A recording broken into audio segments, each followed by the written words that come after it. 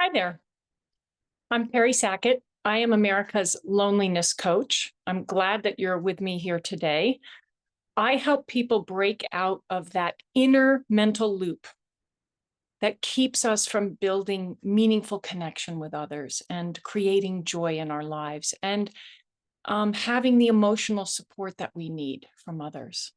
And today we're going to be discussing bridging the communication gap. And I can't think of any issue more important in the world today than for all of us to be developing our muscles for connecting with others, for listening better, for learning how to create something new and unexpected with people who are different from us in how they live, what they believe, how they talk.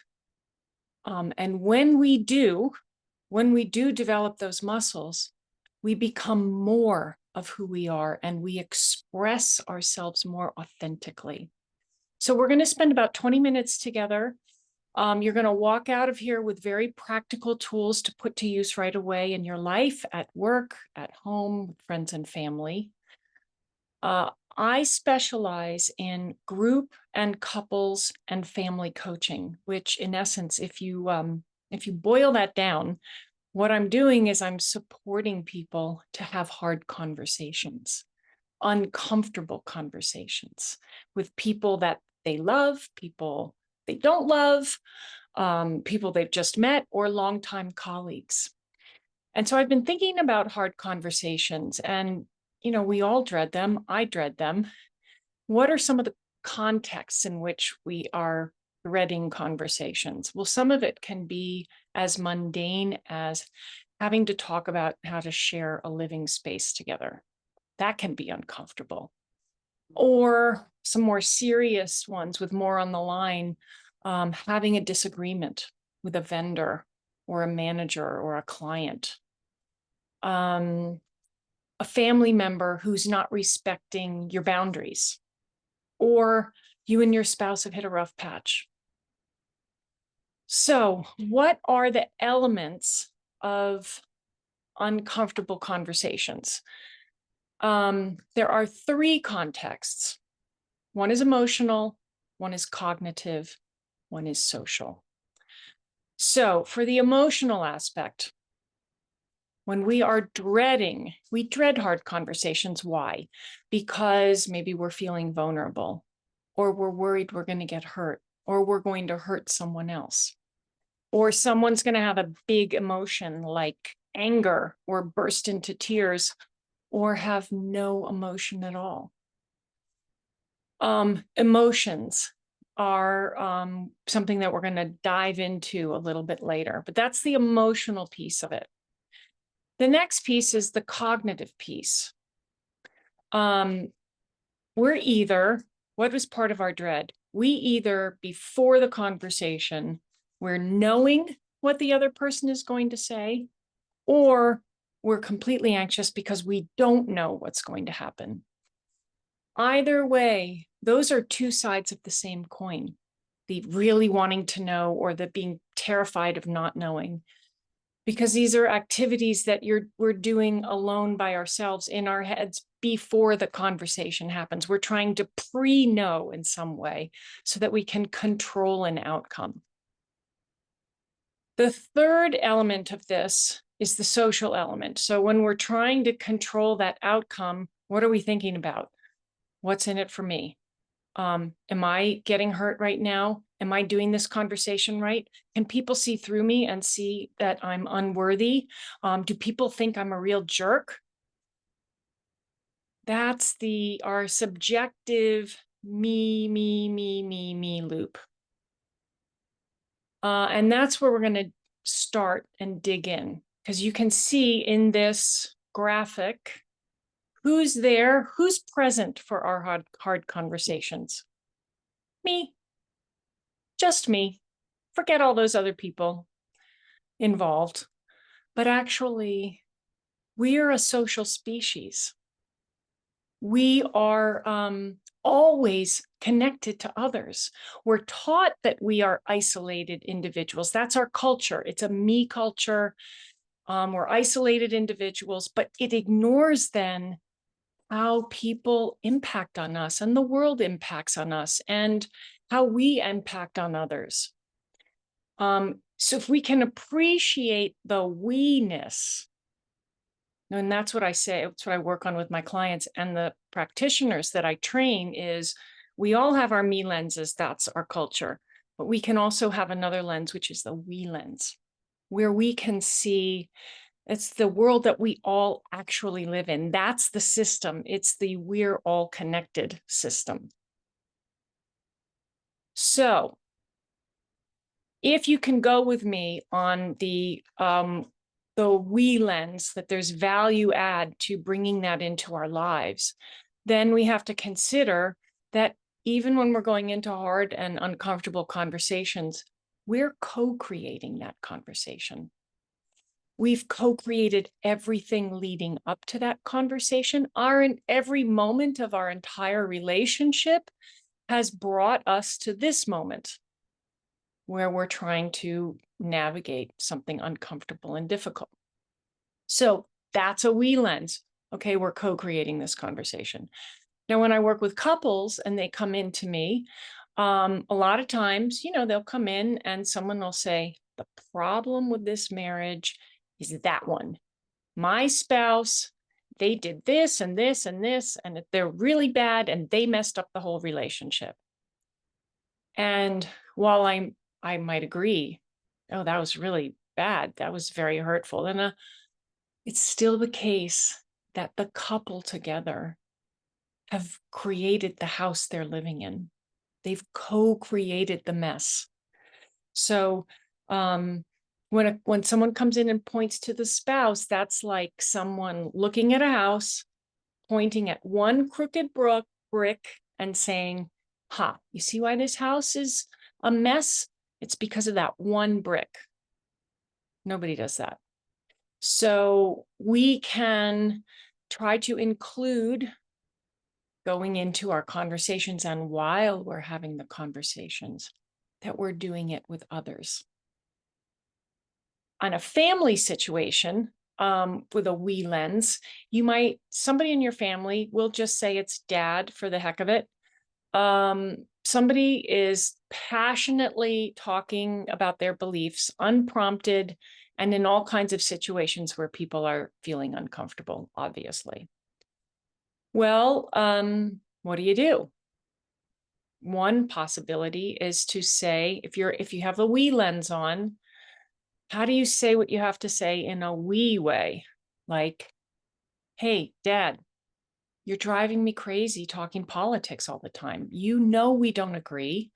So let's do something else together. How can we spend our time together in a way where we can enjoy each other's company and not provoke each other around our beliefs? So notice the we-ness of that performance that I just did for you of the daughter. It's both delivering it in a we way.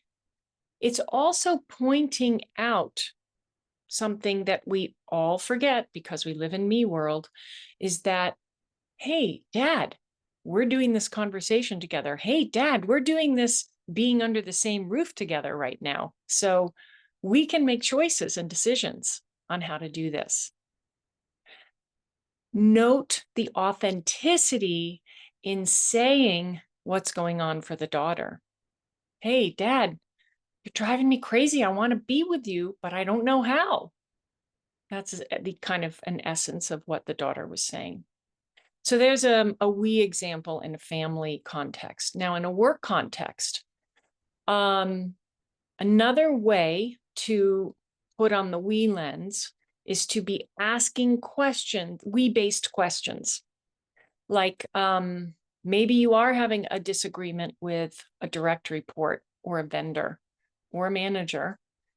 Depends on the context here. Work is a different culture, but there might be a way to like literally ask, hey, how are you doing with us having a disagreement? Really straightforward, acknowledging that you're having a disagreement and asking, Hey, how are you doing with this? Or you might be in a team meeting and everyone's, on one road and suddenly someone pops up and says something that comes from left field. And you might think, well, I want to make sure there's something interesting here. I don't know what it is. I want to make sure it gets included. You might ask the team, hey, what's it like for the team to hear this very different proposal of how to achieve our goal? Okay, so that's giving you a little bit of a sense of what a we lens is. And the worksheet, I'm going to give you concrete exercises so that you can work up your muscles to be able to do these things. What I'm giving you here is sort of like the end product of an emotional relational workout. So you can see some new, I hope, new possibilities of ways to interact. Okay, uncomfortable conversation, difficult conversation. Now we're into the cognitive piece of it. What trips us up? And this, so if we are co-creating the conversation, if you can go with that, then it is really hard to know beforehand. Even if you know someone really well and you know what they're going to say, it's still hard to know beforehand. And if we can't know beforehand, then most of us are out of our comfort zone. That's uncomfortable. Well, there are some spaces in our lives where we are totally present and totally not knowing and totally not trying to get it right. And one example of that is when we're with babies who are learning language, when they're learning how to speak. Babies babble. They're not actually speaking their native tongue. We're going to go with English here. They're not speaking English, they're babbling. But what do the adults do? They relate to the baby as if it were a speaker. We do not turn to babies and say, you do not know what you're talking about. Go get a grammar book and don't come back until you get this language thing correctly. No, that's not what we do. We get in there with the baby and the babbling and we create with it. And the next thing we say is kind of improvised. So in my work, in my practice, I create environments with my clients, we co-create them, where it's okay to babble. It's okay not to know. We're encouraged to co-create, to co-process. And that's really important for us to grow because the way babies grow is they do things before they know how to do them. And then they are able to do those new things, language being a very strong example of that. So I mentioned improvise earlier. Another way to stay more present and grounded in a conversation and not trapped up in evaluating yourself or the conversation or anything is to tap into the tools of improv. For those of you, if you've ever done improv, or if you haven't done it, I highly recommend it. It changed my life. It was easily the most uncomfortable thing I've ever done in my life. It was really hard and humiliating, and it made me a much better practitioner and a much better friend and loved one. Because the core tenet of improv is yes and. Meaning, if you've ever seen improv folks on stage, somebody says something and there's an elephant standing over there in the corner of the room, and your scene partner is going to yes and you. They're going to say, oh, yeah, there is an elephant and it has a big pink bow around its neck. You're accepting what people give you and adding on to it. Now you bring that off stage and into real life, and saying yes doesn't mean you agree with your scene partner, right? The person you're having or people you're having the conversation with. But yes, and in this context does mean I acknowledge that I've heard you. I might not agree with you, but I've heard you. And then you create off of that so that you're continuously creating with what's emerging in the moment. AKA, you are creating amidst uncertainty. And we all need to get better at that. We're living in more subjectively uncertain times. And our capacity to create with what's going on and how we're feeling will have a big impact on our wellness, our emotional, mental, and physical wellness. So another part of staying present and resisting the pull to go into knowing is to not assume. We have a lot of terms in our culture and we say them and we assume each other knows what that means. Like, I'm triggered, or you cross my boundary, or I have this diagnosis. We have a lot of words like that. You can fill in the blank and ask, what do you mean by triggered? What's that for you? Or, oh, you're depressed. What does that feel like for you? If we can not assume that we know what each other means, we could be curious, and curious questions build connection between people, and people feel more seen and heard. So again, there's going to be more practical exercises on these things, on how to give up. The two most powerful cultural blocks, foundations in the United States are me and knowing. And those are the two things that get in our way of building meaningful connection. So you're going to have in the worksheet exercises to stretch and be more elastic around those things. Now, the last piece here is emotions.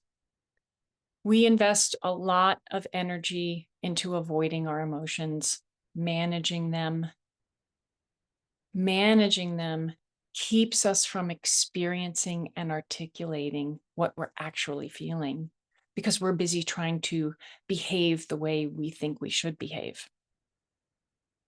So with my clients, they're learning how to, and they're learning experientially, not cognitively particularly, learning how to express what's going on for them in the moment, to accept their emotion and create with them. And when we can accept what our emotion is, and listen, it could be real, it could be messy, it could be ugly, it could be a bad emotion, it could be an embarrassing emotion. But the more time we smush that stuff, the harder it is for us, again, to feel a sense of belonging and community. So I help clients accept whatever that emotion is and create with them. Sounds a little like yes and, right? When we can do that, it changes the size of the emotion. They're no longer so big. They're no longer able to overtake us and, blow us over. They become more ordinary and we can move around and about them. So, a couple of examples. When I work with couples, it's one of my favorite things. They'll come in, they'll start doing what they normally do on their own, which is they have their shtick of bickering with each other. And I'll say, like, did you want to be doing that with me here? Or are you open to learning something different? And they usually say yes. And I say, okay, well, let's do a take two. And that opens up the possibility of me getting closer with them and having them have the experience of being heard and building up their muscles, getting a tool or two, trying out a couple lines, do a take two of that same old scene. And then it goes someplace new.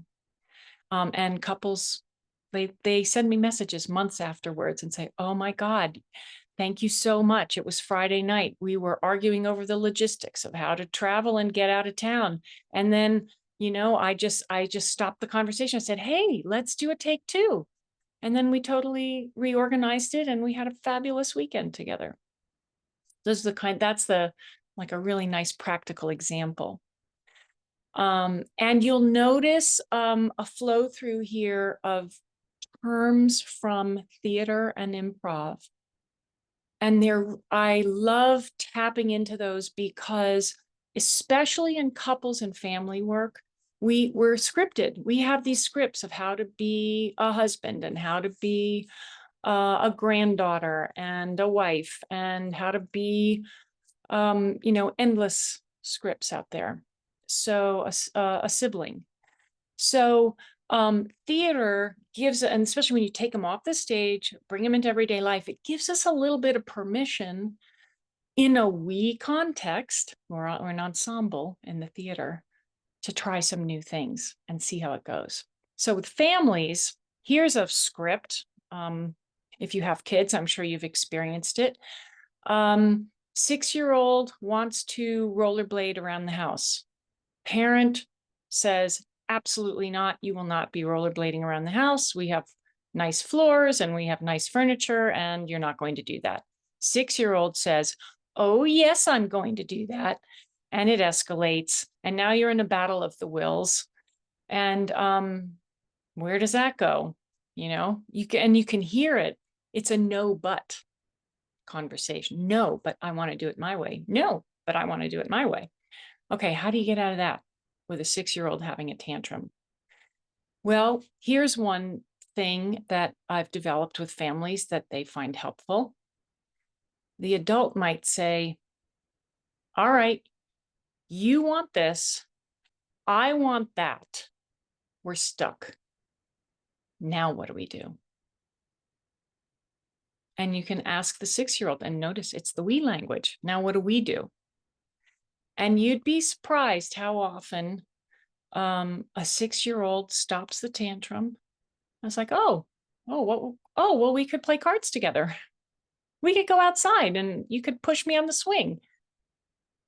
It's the possibility of breaking out of the script. And then those big emotions of tantrums suddenly gets reorganized. You've moved around and about it. And now it's a lot smaller.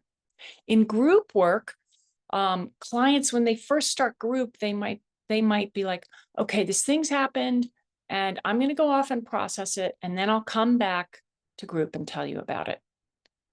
After a while in being in group, they realize, I can bring the thing here to group, this thing that is emotional, and I don't know what to make of it.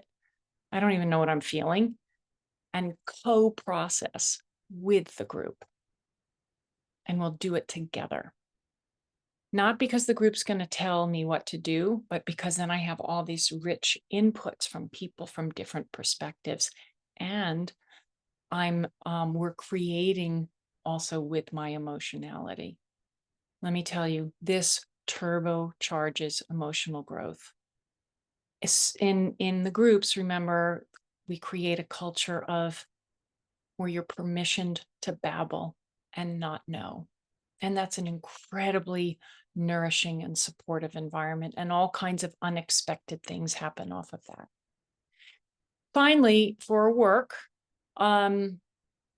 less room to babble in the work environment. I appreciate that. It's more, usually, not everywhere, but usually it's more a culture of competition, getting it right. There's money on the line. Is there any room to say actually how you're feeling? Maybe not. But what are you doing with those emotions during the conversation? We're still choice makers, even when we're pissed off or feeling unjustly blamed for something or deeply hurt. So we can feel one way and decide to do something else.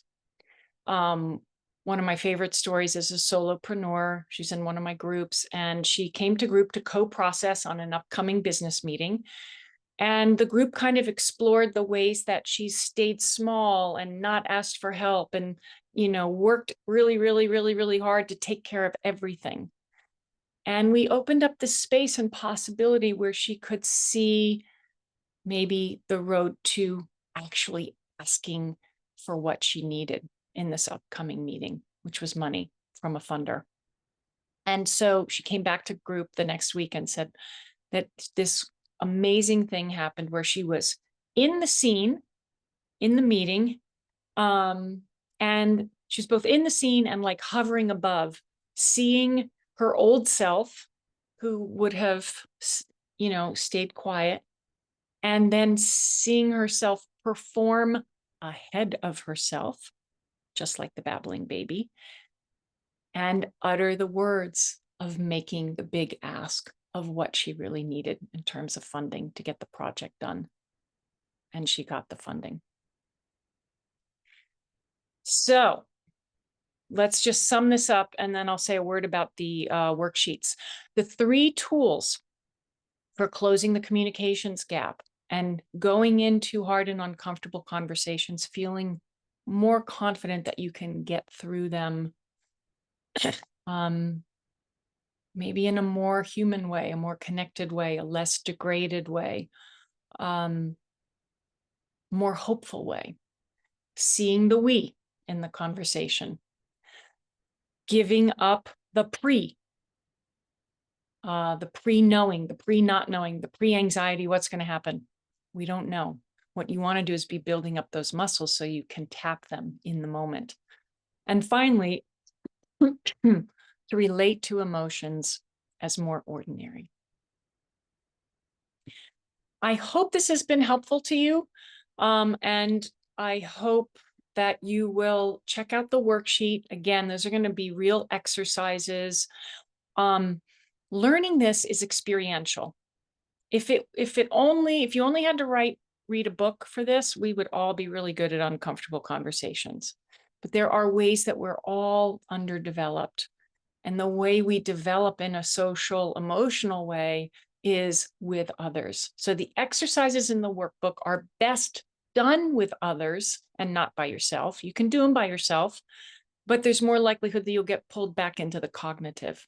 So invite someone or some people to come on this journey with you and make some discoveries. And I hope you'll come work with me.